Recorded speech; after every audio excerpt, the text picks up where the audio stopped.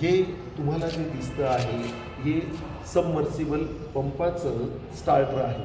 आता हा सबमर्सिबल पंपाचं जे स्टार्टर जे आहे हे सिंगल पेज सबमर्सिबल पंपाचं आहे. सबमर्सिबल पंप 3 पेज पण असतो, सबमर्सिबल पंप सिंगल पेज पण असतो, 3 पेज पण असतो.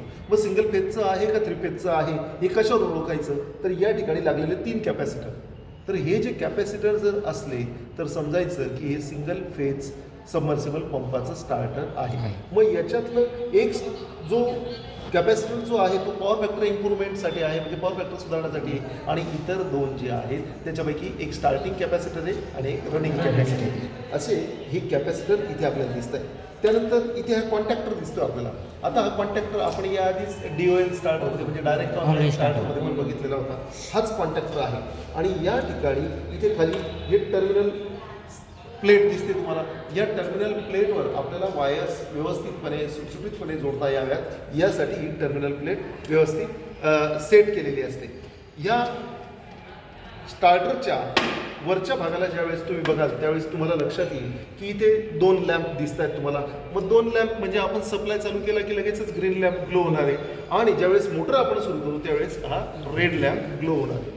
हे एम्पियर मीटर, हे एम्पियर मीटर आपल्याला दाखवणार आहे की मोटर किती एम्पियर करंट घेते. म्हणजे आपल्याला कळालं पाहिजे मोटरने जर तिच्या रेटेड करंटपेक्षा जास्त करंट जर मोटरने घेतलं तर एम्पियर मीटरवरून आपल्याला समजेल. आणि मोटर रेटेड करंटपेक्षा जास्त करंट घेत असली तर लगेच ॲमीटरच्या माध्यमातून आपल्या लक्षात येईल आणि ही मोटर आपण लगेचच बंद करू. कारण मोटरने जर रेटेड करंटपेक्षा जास्त करंट घेतलं तर त्याला ती ओव्हरलोड झालेली आहे असं आपण म्हणतो. मग ओव्हरलोड स्थितीत जर मोटर आपण चालवली तर मोटर काय होईल? म्हणून मग आपल्याला ती मोटर रेटेड करंट घेते का ओव्हर करंट घेते हे आपल्याला ॲमीटरने समजणार.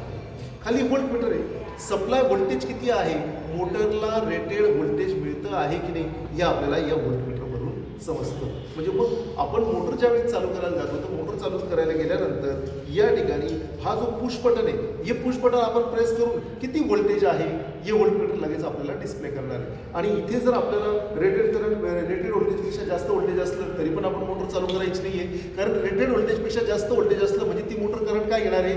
जास्त घेणार आहे. मग जास्त घेऊन सुद्धा ती मोटर जळेल. आणि जर रेटेड व्होल्टेजपेक्षा कमी व्होल्टेज असलं आणि आपण चालू करायचा प्रयत्न केला तरीही ती मोटर काय करणार आहे? करंट जास्त घेणार आहे आणि मोटर जळणार आहे. म्हणजे मोटरला धोका पोहोचू नये व्होल्टेज किती आहे हे इथून आपण पाहू शकतो. रेटेड करंट किती, रेटेड करंटनुसार मोटर करंट किती आहे की नाही. त्याच्यापेक्षा कमी करंट घेतलं चालेल पण त्याच्यापेक्षा जास्त करंट घ्यायला नको. या दोघं गोष्टी आपल्याला मोटरच्या सुरक्षिततेसाठी पाहणं गरजेचं आहे. इथे या ठिकाणी हे हिरवं पुश बटन आहे. हे हिरवं पुश बटन जे आहे हे हिरवं पुश बटन ज्यावेळेस आपल्याला मोटर चालू करायची असते त्यावेळेस हिरवं पुश बटन आपण दाबून धरलं की लगेचच ते स्टार्टिंग कॅपॅसिटर मोटरच्या स्टार्टिंग वायरिंगच्या सिरीजमध्ये जोडले जातात आणि मोटर स्टार्ट होते. आणि मोटर स्टार्ट झाली की त्यावेळेस लगेच तिथे आपल्याला मोटरचा करंट समजतो. मोटरचा स्टार्टिंग करंट जास्त असतो, रनिंग करंट काय असतो. आणि मग मोटर चालू झाली की ज्यावेळेस आपल्याला मोटर बंद करायची गरज भासेल त्यावेळेस हे रेड पुश बटन दाबून आपण मोटर बंद करू शकतो. आता या ठिकाणी याचे कनेक्शन्स कसे करायचे तर याचे कनेक्शन्स करण्यासाठी बऱ्याचशा पॅनल बोर्डवर असे स्टिकर्स लावलेले असतातच. पण जरी लावलेले नसले तरी आपण जो कनेक्शन डायग्राम जो आहे त्या कनेक्शन डायग्रामनुसार याचे कनेक्शन्स आपल्याला करायचे. इथे आपल्याला दिसत आहेत तुमच्या डाव्या बाजूला सप्लाय नावाचं स्टिकर आपल्याला दिसतंय. तिथे 2 टर्मिनल्स तुम्हाला दिसत आहे. मग इथे P आणि N, P for phase, N for neutral.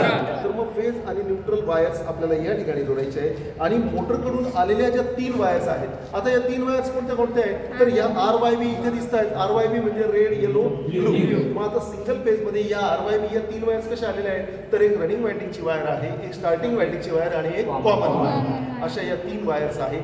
त्या क्रमाने आपण इथे जोडायच्या आणि मगाशी सांगितलेल्या सूचनांप्रमाणे व्होल्ट मीटरकडे आपण व्यवस्थित व्होल्टेज चेक करून व्होल्ट मीटरमध्ये पाहून मग आपण मोटर सुरू करायची आहे.